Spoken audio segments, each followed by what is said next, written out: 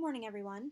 My name is Kara, and today I'm going to present Babe Ruth's adolescent development through the lens of Bronfenbrenner's bioecological systems theory, specifically through the PBCT model.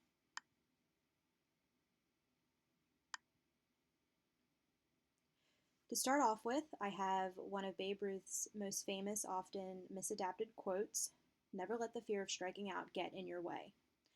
I think this quote greatly summarizes the person that Babe Ruth ultimately became through his adolescent development.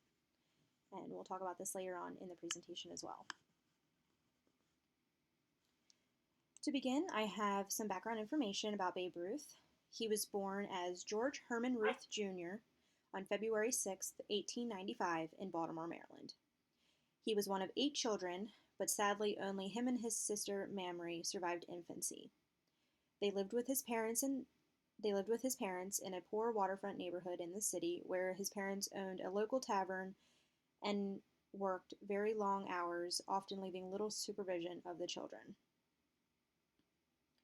Babe Ruth signed with his first professional team, the local minor league club at the time, the Baltimore Orioles, in 1914 at the age of 19. Shortly after, with the Orioles being a low-grade team at the time, the owner of the club, Jack Dunn, traded Ruth to the Major League Boston Red Sox in order to encourage the development of his talent. Ruth played for Boston for 5 years as a pitcher and then an outfielder with exceptional batting skills. He led the Red Sox to 3 championships before famously being sold to the rival New York Yankees on December 26, 1919. Ruth helped the Yankees to 7 pennants and 4 World Series titles.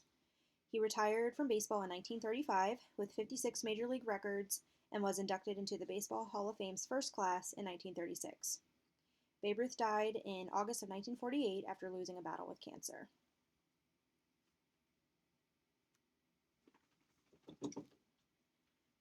So before I begin, I'm just going to briefly define the PBCT model of Bronfenbrenner's bioecological systems theory development, as we've talked about it many times in other presentations.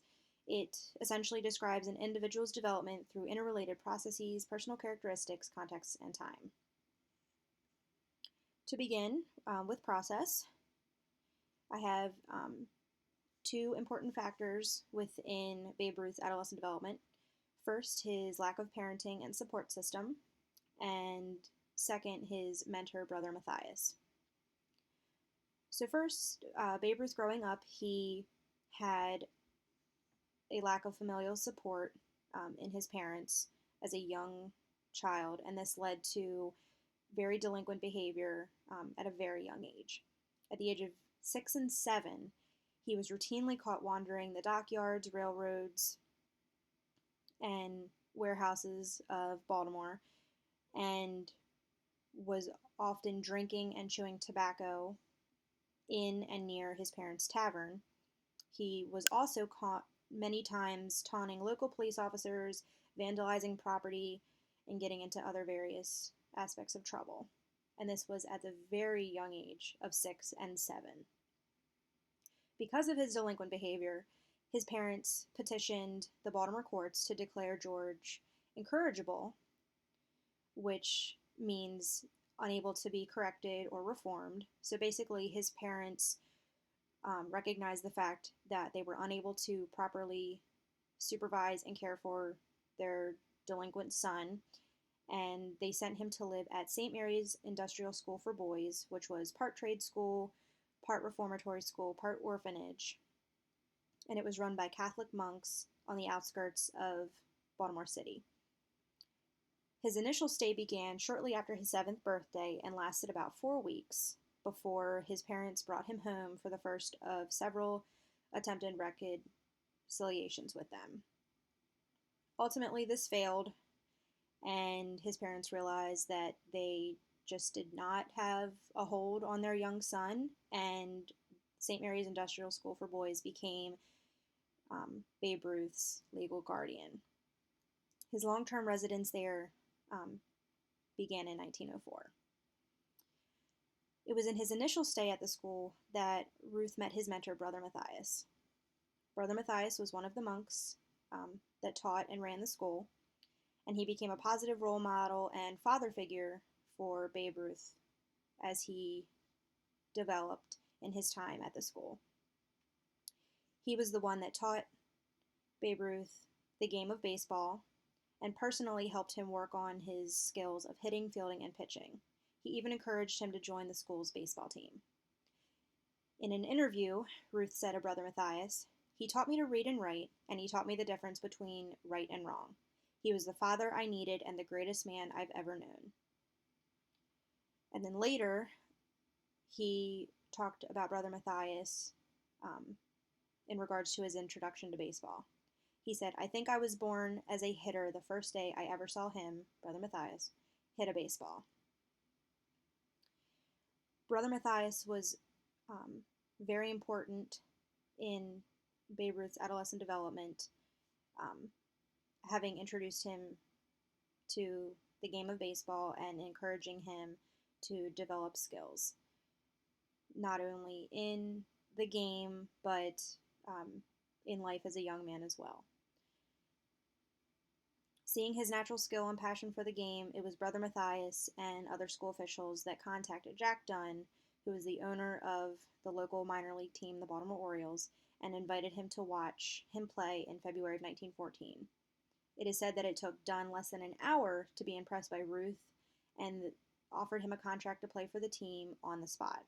Ruth was only 19 at the time, and due to his age and the laws of the time about the legal age of being an adult, he had to sign with the team with the owner as his legal guardian. Ruth agreed, and his teammates referred to him as Jack's newest babe because of his young age, thus beginning his road to fame with the nickname Babe Ruth.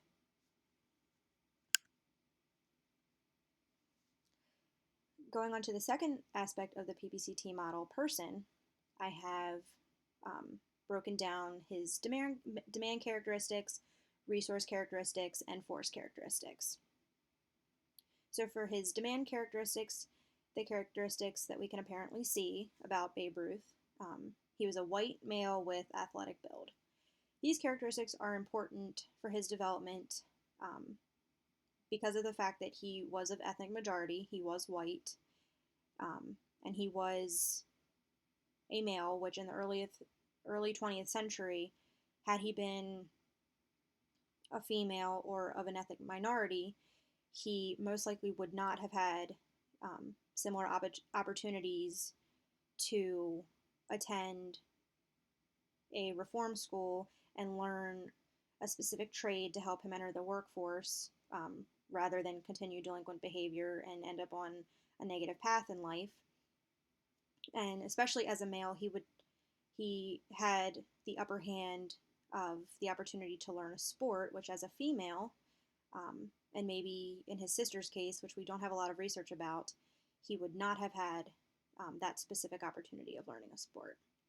And then his apparent husky athletic build was also influential in him learning and developing skills in a sport, just because of his natural athletic ability. Second, for his resource characteristics, I focused on social and material resources that he had. So for social resources, as I talked about earlier, at the beginning of his life, he really did not have a lot. He had, parents that weren't around to support him, direct him, encourage him, supervise him, leading to his delinquent behaviors. There wasn't a lot of information about his sister at all and their relationship, so there wasn't a lot of information about resources in that aspect. But he gained social resources in his mentor, Brother Matthias, and his teammates and classmates at the industrial school that he attended. As far as material resources, like I said earlier, he was brought up in a working class family that had income, but his parents were required to work very long days and hours to run their business in order to earn an income to support the family. He, having gone to the school at a very young age, did not have the opportunity to work for an income and had very little, if at all, of an income while at the school.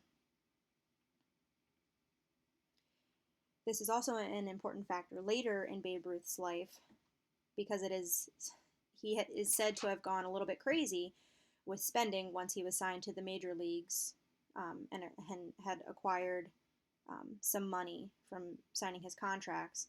And he had a lot of difficulty adjusting to the so-called ritz and glamour of wealth that came with his fame later in life. For force characteristics, I focused on temperament, motivation, and persistence as noted in the PPCT model. Babe Ruth's temperament was very strong-willed. He was also very independent.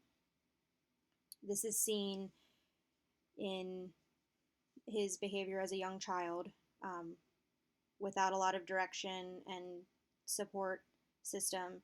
He was strong-willed in the fact that he did whatever he wanted whenever he wanted, and he was very independent, often by himself, without family. There wasn't a lot of research, again, about his sister or any friends at that age. He went off to live and learn at the industrial school from the ages of 7 to 19. Again, this was without a familial support system, and he was very strong-willed to go through his adolescence in what he considered somewhat of a prison for him. He was very used to running around in the outside world, exploring, doing different things as a child, and being holed up in the walls of the school for such a large portion of his life. He was very strong-willed to get through that and end up on such a positive note. As I said earlier, with a lot of his classmates having not done so, with becoming criminals or getting back into trouble once they left. As far as his motivational characteristics, he was very opportunistic. He wanted very much so to get out of the industrial school that kind of kept him trapped, and he took the opportunity to learn the sport of baseball through Brother Matthias and develop those skills. He took the opportunity presented to him to play for the owner of a local team, signed to that team, and ultimately worked his way up into the major leagues and became a famous professional baseball player. And then for persistence, he, despite the setback that he faced early in life with a lack of a sense of family and home, he found ways to be successful in school, through his passion of baseball, developing those skills, signing with his first team, and working his way up into the major leagues. And tying this back to his famous quote that I presented at the beginning, he was really defined by his persistence and pushing harder to always be better, to work on his skills, to develop into a better baseball player. And despite any setbacks that he experienced later in life with run-ins with the law or having a bad season, he never gave up, and he set numerous records and became what a lot of people consider one of the greatest baseball players in history. Moving on to the context aspect of the PPCT model, I have broken down the 4 systems of contacts: micro, meso, exo, and macro. So for Babe Ruth's microsystem, we can begin briefly by saying that his family, or lack thereof, was a part of his microsystem as a child, but having been sent to live and learn at the St. Mary's Industrial School, this became mainly his microsystem throughout development. It offered a sense of home and family for him, that he had not experienced as a child, but at times um, Babe Ruth felt like it was a prison keeping him from the real outside world and other experiences that he was used to having as a child. Um, Mainly, this was his microsystem because he spent his entire adolescence at this school from the ages of 7 to 19. Babe Ruth's mesosystem um, can be considered as the interrelation of all of the systems in finding family and friends at the school and a sense of home here, despite the prison like form it began to take as he entered his later adolescence. Um, Having provided this for him, it kept him distant from his own family. He had very little contact with his parents once he started the school, and he did not have much of a relationship with his father once he got out. Again, there isn't a lot of information about the relationship with his sister, so I don't really have anything to go off of with her. But his mother died at a young age from many years of illness, so the only family that he really had once he got out of that school, as far as we know, was his father, and he did not have much of a relationship with him at all. As far as Babe Ruth's exosystem, I consider this to be his parents' tavern business because it, in his childhood, influenced his delinquent behavior, um, especially with the habits of drinking and smoking that he picked up around the tavern. But it also influenced his work ethic and his never give up attitude because of his parents' hard work and determination to support the family that he adopted from them. And then as far as his macro system, I considered this to be the working class of America in the early 20th century. This was especially during an industrial era that promoted hard work ethic and motivation to take opportunities that one was presented with, which Babe Ruth ultimately did, and also the Catholic upbringing that he received at the industrial school. This upbringing encouraged strict discipline and really influenced Babe Ruth's focus and mastery of baseball. Later in life, it also influenced him to make charitable donations and volunteer his time with organizations during his professional years and after.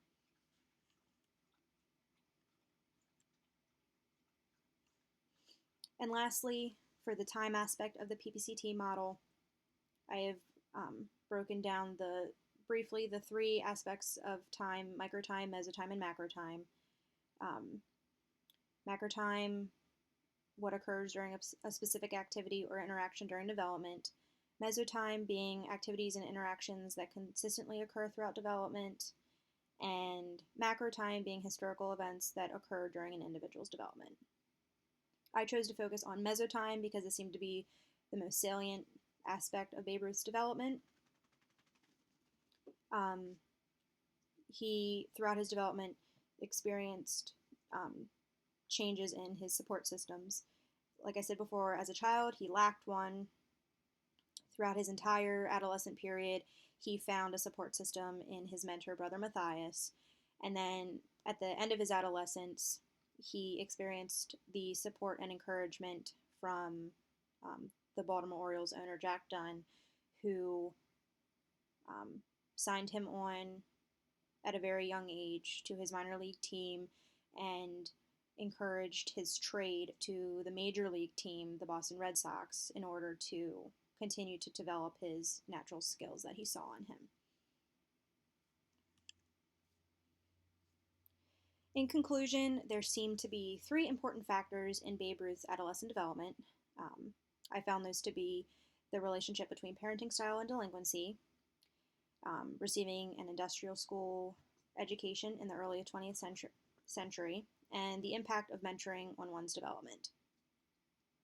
So for parenting style and delinquency, I found research that showed parental rejection and poor supervision contributed greatest to child and adolescent delinquency, and research that showed the link between the two may decrease with positive peer influence social ties to labor, and other turning points in life, but could also resume with major life changing events as it did for Babe Ruth.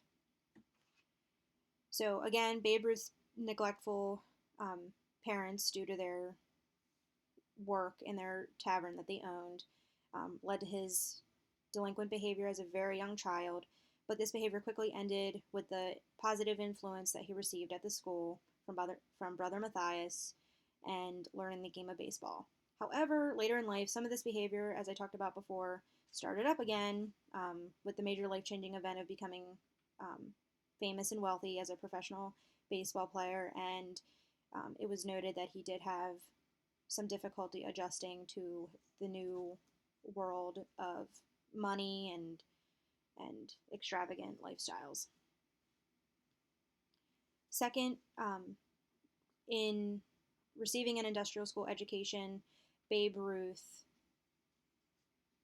experienced not only the opportunity to learn a trade to help him enter in the workforce as an adult, but he also gained a mentor in Brother Matthias, who taught him the sport of baseball and encouraged a passion and the development of skills necessary for him to make a career out of it.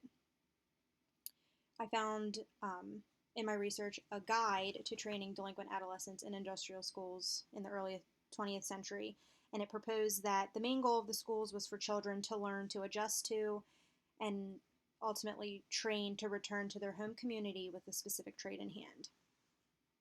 It also placed a lot of emphasis on character development, learning skills, acquiring knowledge, and leaving behind any maladjustments and delinquent behaviors that they had learned in their youth. A major part of the guide that I found was that it stressed the importance for the school to recognize that the individuals at the school, in most cases, had no control over the circumstances that caused their misfortunes, which was very true for Ruth, being subject to his parents' business and the long work hours and days that it required, which ultimately led him without a lot of supervision, and thus his behavior. And then lastly, the effect of mentoring on development.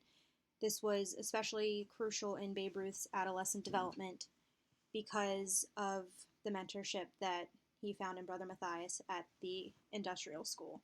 Without the support and encouragement of Brother Matthias, Babe Ruth may have never discovered the sport of baseball and developed a passion and the skills that would ultimately lead him to an astounding major league career and a fame that would carry on his legacy as the greatest baseball player in Major League Baseball history.